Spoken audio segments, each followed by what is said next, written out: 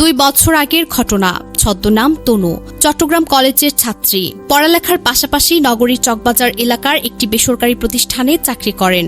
সেই প্রতিষ্ঠানে চাকরির পরিবেশ তার অনুকূলে না থাকায় সে নতুন চাকরির খোঁজ করেন। তনুর তেমন বেশি কেউ পরিচিত না থাকায় তার এক বান্ধবীকে একটি চাকরির ব্যবস্থা করতে বলেন। কারণ তনুর বাবার একজনের উপার্জনে তাদের সংসার চালানো কষ্ট করছিল। অর্থনৈতিক টানাপোড়েনের সংসারে স্বস্তি ফেরাতে প্রাণপণ চেষ্টা ছিল তনুর। তার চাকরির প্রয়োজনীয়তার কথা শুনে তনুর বান্ধবী তনুকে দীপঙ্কর নামে এক যুবকের মোবাইল নাম্বার দিয়ে যোগাযোগ করতে বলেন। তনু তার বান্ধবীর দেয়া মোবাইল নাম্বারে যোগাযোগ করে দীপঙ্করকে চাকরির জন্য অনুরোধ জানান।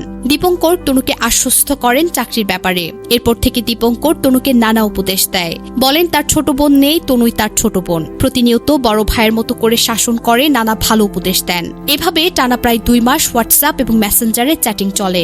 এই 2 মাসে উপদেশ এবং ভালো পরামর্শ ছাড়া কোনো খারাপ কথা বলেনি দীপঙ্কর। প্রায় সময় ভরসা দিতেন ভাই দীপঙ্কর যতদিন আছে ততদিন তনুর চাকরি এবং অন্যান্য সমস্যার জন্য চিন্তা না করতে। দীপঙ্করের দীর্ঘ 2 মাসের ভালো ব্যবহার এবং উপদেশ পেয়ে এক প্রকার তনু আস্থা অর্জন করেন। তনুও তাকে বিশ্বাস এবং আস্থায় রেখেছে।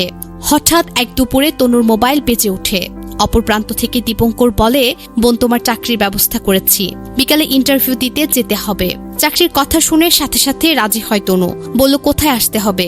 তখন দীপঙ্কর তনুকে নগরীর বহদ্দার হাট দাঁড়াতে বলে। তনু বহদ্দার হাট অপেক্ষা করলে দীপঙ্কর গাড়ি নিয়ে এসে তনুকে গাড়িতে তুলে নেয়। এরপর তনু জানতে চায় ইন্টারভিউ কোথায়। তখন দীপঙ্কর বলে চলো আমি নিয়ে যাচ্ছি।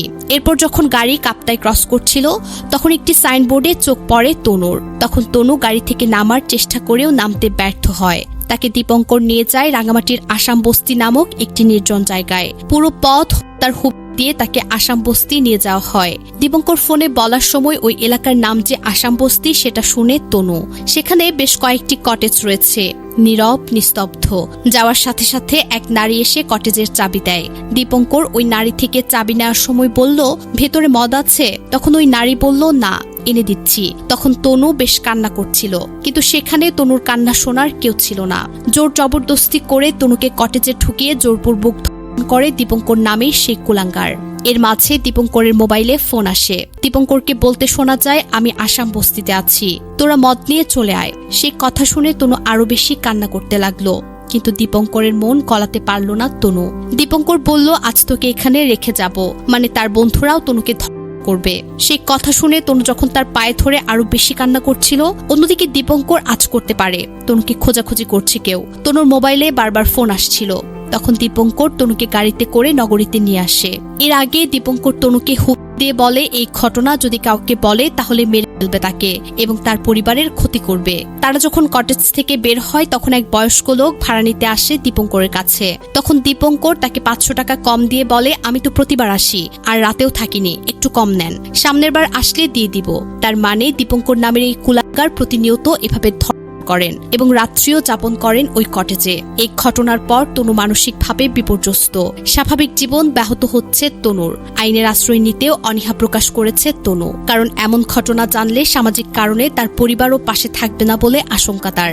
সেখানে যাওয়ার পর দীপঙ্কর ফোনে কথা বলার ফাঁকে তনু তার আরেক বান্ধবীকে মেসেঞ্জারে তাকে উদ্ধারের জন্য ভয়েস মেসেজ পাঠায়।